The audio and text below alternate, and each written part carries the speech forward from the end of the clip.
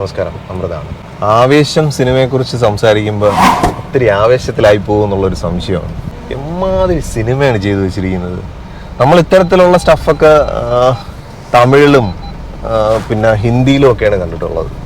പക്ഷെ ഇതുപോലൊരു സാധനമൊക്കെ മലയാളത്തിലും ഇതിനേക്കാൾ ഒരുപക്ഷെ ആ ഹിന്ദിയിലും തമിഴിലുമൊക്കെ നമ്മൾ കണ്ടതിനേക്കാൾ അടിപൊളിയായിട്ട് മലയാളത്തിൽ ഇത് എക്സിക്യൂട്ട് ചെയ്യാൻ കഴിയുമെന്നുള്ളത്, ഇത്തരത്തിലുള്ള സാധനങ്ങൾ എക്സിക്യൂട്ട് ചെയ്യാൻ കഴിയുമെന്നുള്ളത് ജിത്തു മാധവൻ പ്രൂവ് ചെയ്തിരിക്കുകയാണ്. Awesome movie. പ്രത്യേകിച്ച് ഫഹദ് ഫാസിലിന്റെ ശരിക്കും ഫാനായിപ്പോയി ഈ സിനിമ കണ്ടപ്പോഴത്തേക്ക്.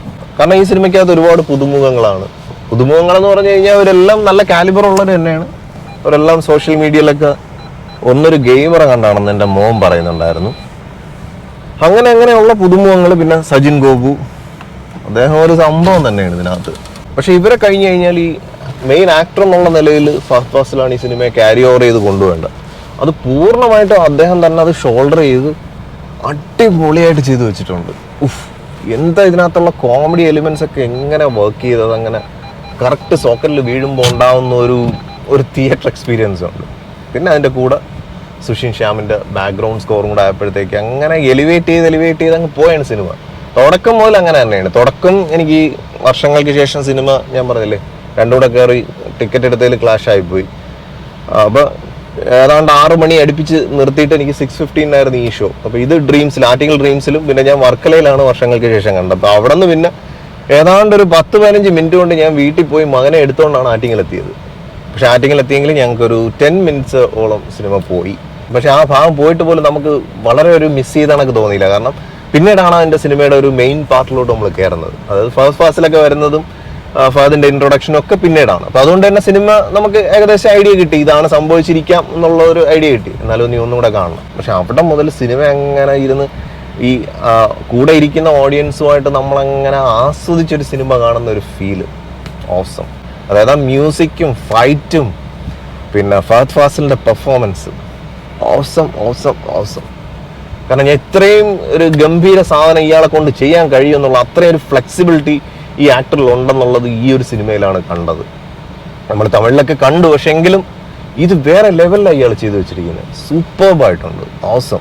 പിന്നെ ഈ സിനിമ 100% ട്രസ്റ്റഡ് ആയിട്ടാണ് സിനിമ കാണാമെന്ന് തീരുമാനിച്ചത്. കാരണം ഇതിന്റെ കൊച്ചു കട്ട്സ് ഒക്കെ തിയേറ്ററിൽ കുറച്ച് നാൾ 2 മാസം മുമ്പേ ഓടി തുടങ്ങിയപ്പോൾ ആ കട്ട്സ് കണ്ടപ്പോഴേ എനിക്കറിയായിരുന്നു ഇത് വേറെ ലെവൽ സാധനമാണ് ഇത് ചെയ്തു വെക്കാൻ പോണത്.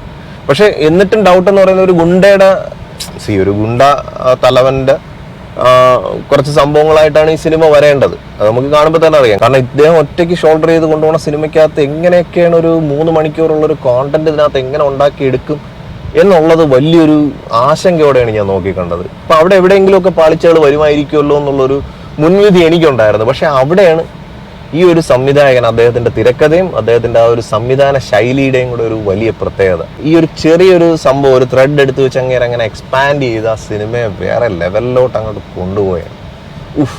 ഓസം. പ്രേമലു ഓഫ് കോഴ്സ് നല്ല സിനിമ തന്നെയായിരുന്നു. മഞ്ഞുമ്മൽ ബോയ്സും നല്ല സിനിമ തന്നെയായിരുന്നു.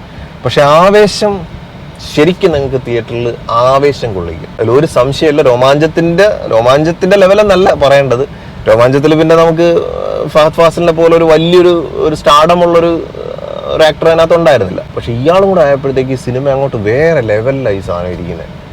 അങ്ങോട്ട് രോമാഞ്ചമായിട്ടോ അല്ലെങ്കിൽ ഈ അടുത്ത് വന്ന വിജയിച്ച കോമഡി സിനിമകളായിട്ടോ ഒന്നും കമ്പയർ ചെയ്യാൻ പറ്റത്തില്ല. ഇതൊരു ആവേശഭരിതമായിട്ടുള്ള ഒരു കോമഡി സിനിമയാണ്. എന്നാൽ അതിനകത്ത് ആക്ഷൻ പാക്ഡ് ആണ്. ഭയങ്കര രസമുള്ള ആക്ഷൻ പാക്ഡ് ആയിട്ടുള്ള മൂവിയാണ്. നല്ല പാട്ടുകൾ, നല്ല മ്യൂസിക്. അതായത് നമ്മൾ ഒരു നോർത്ത് ഇന്ത്യനോ അല്ലെങ്കിൽ തമിഴ് സിനിമയിലൊക്കെ കാണുന്ന തരത്തിൽ സുഷിൻ ശ്യാം, അനിരുദ്ധൊക്കെ ചെയ്തു വെക്കുന്ന ആ ഒരു തിയേറ്റർ എക്സ്പീരിയൻസ് ഉണ്ടല്ലോ, അതിനേക്കാൾ മനോഹരമായിട്ട് സുഷിൻ ശ്യാം അത് എക്സിക്യൂട്ട് ചെയ്തിട്ടുണ്ട്. അപ്പം എല്ലാം കൊണ്ടും സൂപ്പർ മൂവി. മലയാളത്തിൽ നിന്ന് ഇത്തരത്തിലുള്ള സിനിമകളൊക്കെ ശരിക്കും എനിക്ക് തോന്നുന്നു ഇതുപോലൊരു സിനിമ ഇനി ചെയ്യാൻ ചിലപ്പോൾ ജിത്തു മാധവനെ കൊണ്ട് മാത്രമേ സാധിക്കുള്ളൂ എന്ന് എനിക്ക് തോന്നുന്നു. അപ്പോൾ വർഷങ്ങൾക്ക് ശേഷം സിനിമയിൽ പറഞ്ഞ കണക്ക് ഇത് നെപ്പോ കിഡ് പരിപാടിയൊന്നുമല്ല. ഇത് സ്വന്തമായിട്ട് പയറ്റിത്തെളിഞ്ഞ ഒരു സംവിധായകന്റെ എഫേർട്ടും അദ്ദേഹം മോൾഡ് ഉണ്ടാക്കി വെച്ചതിൽ കറക്റ്റ് ഉരുക്കി ഒഴിച്ചതുപോലെ ഫഹദ് ഫാസിൽ എന്ന് പറയുന്ന ആ ഒരു ആക്ടർ അതിനകത്ത് കറക്റ്റ് മോൾഡിൽ ചെന്ന് വീണിട്ടുണ്ട്. Awesome theatrical experience.